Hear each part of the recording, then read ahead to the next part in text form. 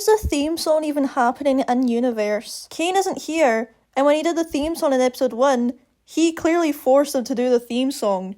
But again, he's dead. Well, at least that's what we think anyway. So how is this even happening? Plus, considering that this literally transitions into a continuation of episode 8, this doesn't even make any sense. Did this literally happen after they found out that Kane was deleted and then they just suddenly went back to saying, "Oh, I can't believe Kane was deleted, guys"? Like, what? This is just bad writing. Are we all just supposed to forgive this? This guy messed up in the worst possible way he could. Now, we have nothing. This line was clearly added in just for the trailers alone. But he gets to mess up like this and everyone takes his side? He's not wrong. Everyone is just glazing Kiner, to be honest. Brain scans. Scratch was trying to make a brain scanner. I didn't think it actually worked. We didn't know how to work with the files, and they were impossibly small, given what they were supposed to be. I saw a folder full of them when I was in Kane's code. So, I guess Kane found a way to get them working. Literally every time Kiner speaks in this episode, he's just lore dumping. It's so sad as well, because Kiner is one of my favourite Digital Circus characters, and the fact that he's just been reduced to an exposition dumper just makes me sad. Also, you heard it, guys. They are NPCs. Yay! Congratulations, Zooble! I can't believe that one Jax video actually protected to episode 9. Oh my god! Jax, I guess you still get to hang out with Mommy after all, right, Rags? Considering that Ragatha's mum was abusive, the fact that Jax said this to her is actually horrible. Need any help? Sure, if you want to give it a try.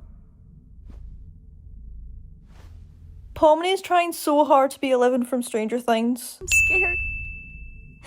I don't know what's gonna happen. You know, out of all the people I've seen enter this place, I don't think any one of them adjusted as quickly as you did. This whole conversation is literally just a repeat of the Mildenhall Manor scene in episode 3. They even say that in the episode. When I first watched this, I literally got a fright because of how loud the music is here.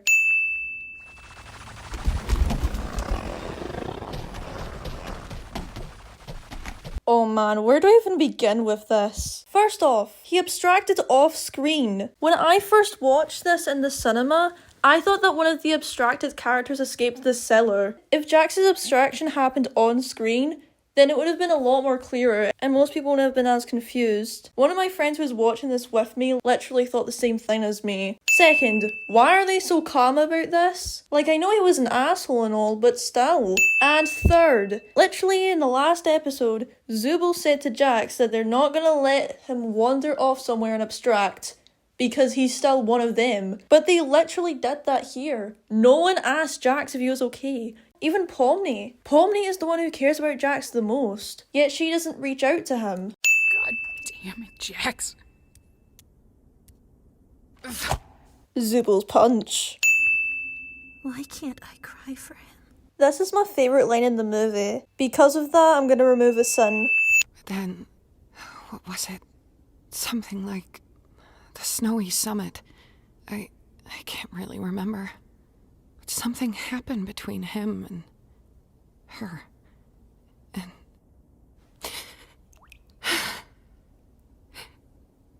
Ribbit. Her name was Ribbit. It would have been a lot better if you weren't told this prior to entering Jax's psych. He told me to never mention Ribbit's name again. He made me promise. And I did. I think that's where our friendship really, finally ended. Again, when we entered Jax's psych, we already saw this scene. So the fact that they told us what happened before we actually entered his psych is pointless. You were the first real friend I made here. No. Every time Ragatha tried to reach out to Pomni, she looked uncomfortable. Her first real friend was actually Kiner.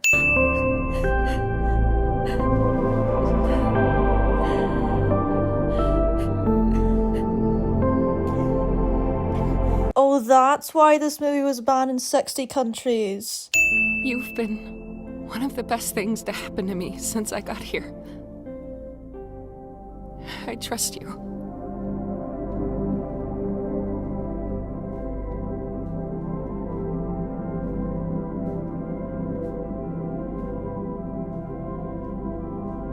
Ship beat, ship beat, ship beat, ship beat.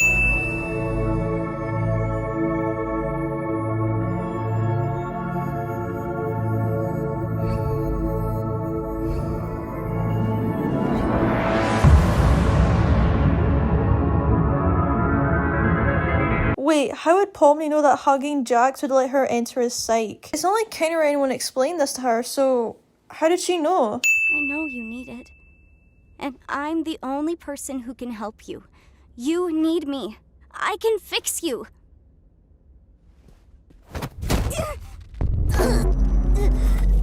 I don't know if this is just a me thing or not, but when I first watched this, I thought this was like the real Pomni. I did not know this was the fake scenario Pomni. That last line I mentioned, and also this next one I'm gonna say, is not sins, but I just want to talk about it. During this moment, when I was in the cinema, there was a baby crying. For some reason, the cinema decided to let a baby into this film, which is rated 12, by the way. It has swearing and sex in it, and also has very mature topics. Yet they let toddlers and a baby into the screening. Also, why did that parent even let their baby into the screening anyway? I mean, maybe nobody could look after the baby, but still, wouldn't a cinema be too loud for a baby? It's what Zubul would have wanted. What is that face? What? Oh, this! I figured what better way to honor Zubul's spirit than by wearing something all gender freaky, right? Jax is only wearing that because she is trans. So Jax, please stop lying to yourself. What? Don't act like you don't like it, sweet cheek. Boy, if you don't get your Johnny Bravo ass the fuck out of here. Meet me in my room after the funeral. Don't be late. What are you all doing? Get back to work! Is this implying that Jax has a crush on Gangle? Cause if so, then ew. It's literally the boy only bullies girl cause he secretly likes her cliche, which I hate. What is that?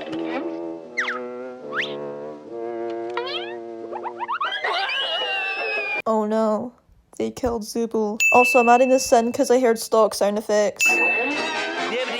That's all, freaks! Jax needs to go and seek help. How the hell did you get in here? We have a strict no girls allowed policy.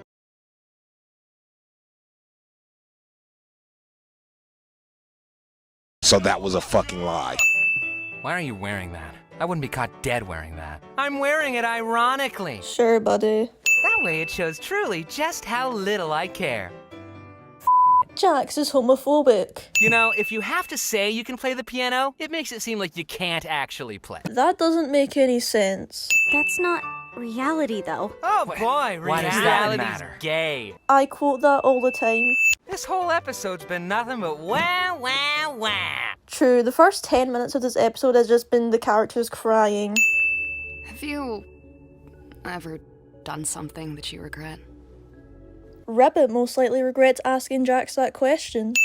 I told you I was homeless. I'm sorry, but the concept of Jax being homeless is just really funny to me. I was trying so hard not to laugh when I first watched this in the cinema. One stupid day, I was just kind of fed up with it. I told her something I regret telling her. Something deep and personal that I thought would get her off my back. This isn't a sin, but I just thought I'd let everyone know this. Gooseworks confirmed that Jax is trans. So it's basically implied that the thing that Jax told her mum was that she was trans.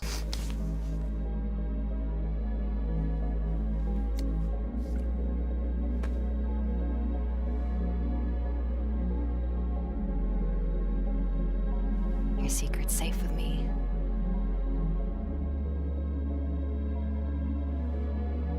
Nobody will understand how much I love this scene. Also, my friend who was sitting next to me was stimming for like 5 minutes because of this scene. Like, by stimming, I mean stimming. It was to the point where I was kind of concerned. But I guess it kind of resonated with him because he is trans himself, so I guess that makes sense. Why am I such an idiot? Why am I such an idiot? Why am I such an idiot? The way this line is delivered is perfect. Also, I may be biased because I sort of relate to this line. I got a vent for a moment, but I'm someone who relates to Jax a lot. No, I'm not an asshole. I don't think so anyway. But anytime I tell one of my friends, well, we're not friends anymore, but anytime I open up to any of my old friends or like my mum or something, and I told them about like my insecurities or something, I would immediately like say stuff like this, and I'd get really upset. Why? I'm not telling you.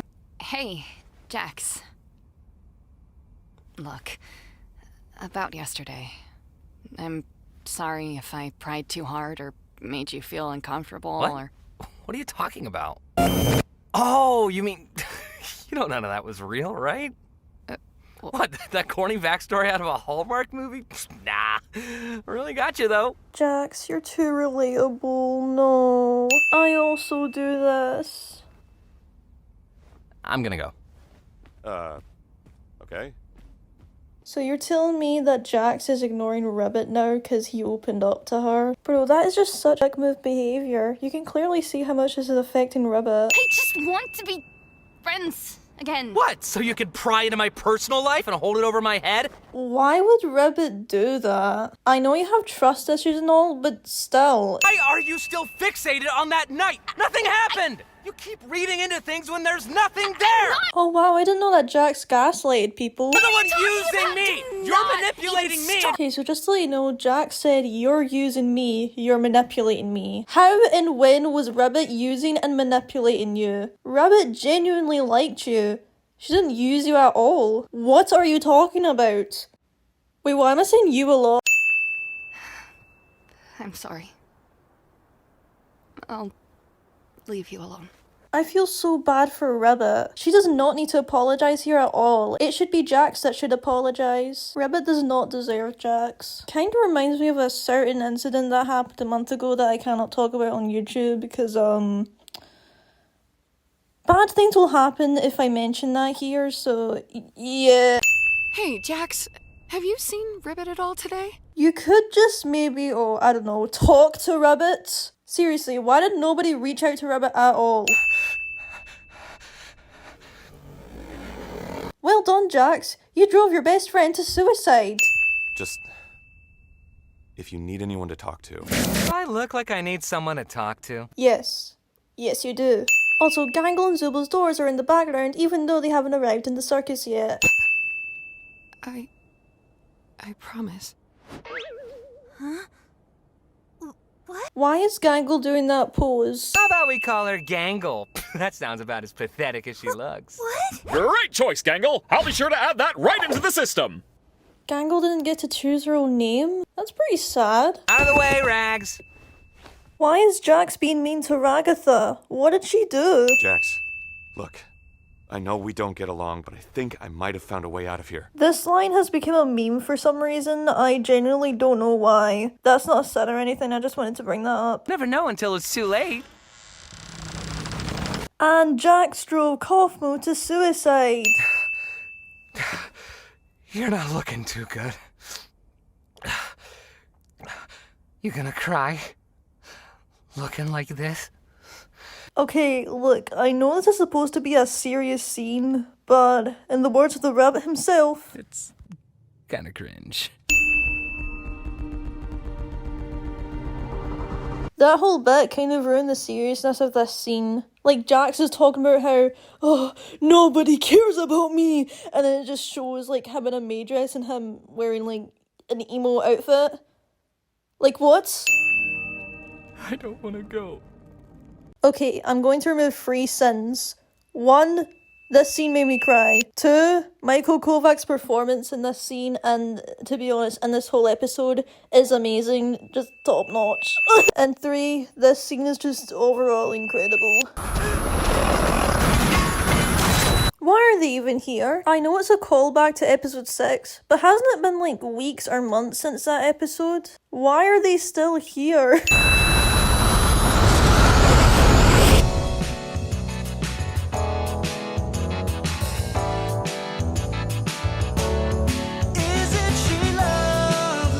When this song started playing, me and my friend turned to each other and we looked so confused. We did not understand why Isn't She Lovely of all songs was playing.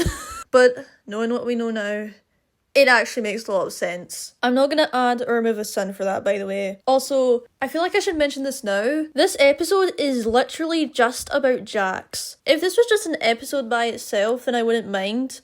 But this is the finale. This is the last time we will ever see these characters. If the Digital Circus had like a few more episodes and they developed more of the characters like Zubul, Gangle and Pomni, then I honestly wouldn't mind this episode. And I do think that Jax's backstory is great overall, and it's something that we've been waiting for a long time. But the fact that it happened in the series finale and Jax basically overshadowed the rest of the cast, it just made the episode a lot worse for me, and many others too. Also, I feel like Ribbit and Kaufmo get the Vaggie treatment, where their characters are literally just built around Jax and we barely know anything about them. I know that they're dead and this is the last episode and all, but still, if we had more episodes and more flashbacks of them, we could have learned more about their personalities.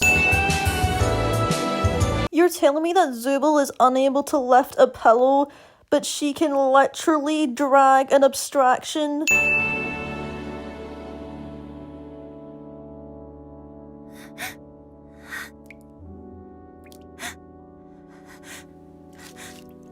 Gangle, you shouldn't be crying over this. Also, how come the circus has regained all of its colours? Wait, why is Kane still alive? He was deleted. How did he survive? If Kane is still alive, then why isn't Bubble? Do you know what this reminds me of? Just a second! I'm in the middle of it!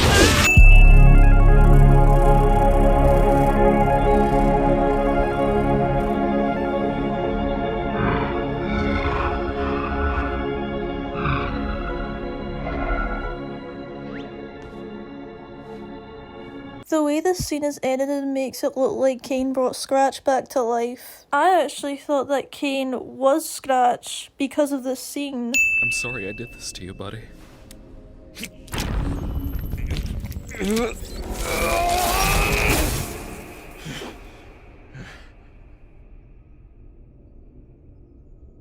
All this power we had together. Was it really that easy? And also, why is Abel just a blue orb? A lot of fans are really hyped to see what Abel looked like, and he's just a blue orb? Really? Do you guys remember that theory that Bubble was Abel? I believed in that theory too. I wish that was real.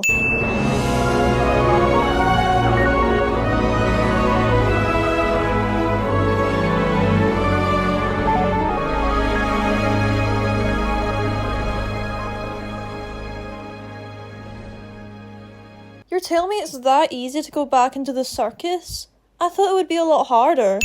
Hi, Kane. Wait, Kane did create the moon, right? He created Bubble, and since Bubble is dead, wouldn't the moon be too? I understand that you're afraid. And you have no reason to trust me after all I've done. But I've been doing a lot of thinking, and I want to give you control of this place. I feel like Kane's redemption arc was really rushed. Like, just last episode, Kane was like, oh, I hate humans so much. And then in this episode, he's like, oh, I'm sorry, I hope you forgive me. Again, if there were a few more episodes of the Digital Circus, then Kane's redemption arc would have been really good. But despite all that, it's good to have you back. Even though Kane has tortured every single circus member for years, they instantly forgive him. Pomni, Abigail Brooks, Why couldn't they remember their names in the first place? It's never really explained. Kinger, Grant Best. He's still working in tech, and is still happily married to his wife, Destiny. I wish we learned about Clothwell and Ribbit's real names and what they're doing outside of the circus. They did it for Queenie, so why didn't they do it for them? Also, it's really annoying that Gooseworks revealed Ribbit and Clothwell's real names over on Blue Sky instead of in the show. Jax. Leroy Mateo. When I watched this in the cinema, I was laughing so hard at the fact that 1. Jax's real name is Leroy, and 2. She is emo. And is able to pay rent. I also laughed at this. Like, what do you mean Jax is the delivery guy? Well, maybe you've got more confidence than you thought. Why are they so chill about the fact that they're actually just brain scans of real people who are out there in the real world and like actually doing stuff while they're trapped in the circus for all of eternity? I would abstract right there and then. Why are they so chill about this? Did they just forget about the other 4 abstracted members? We didn't even get to know their names or voices or even see them. We just saw their doors in the pilot. What was the point of their doors being there if we never saw them?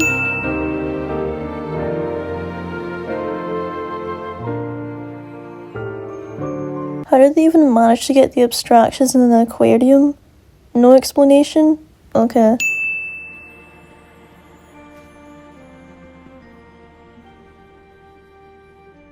Since when could Pomni break the 4th wall?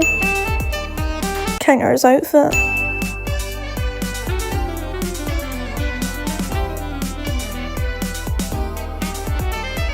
I just want to remind everybody that there were toddlers and a baby in my cinema. They saw this.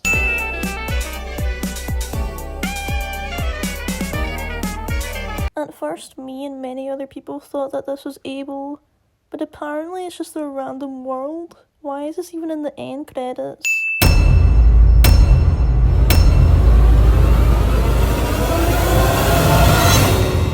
Reality's gay. Some people may be asking, Isaiah, what is your goal with this video? To weave out the fuckers.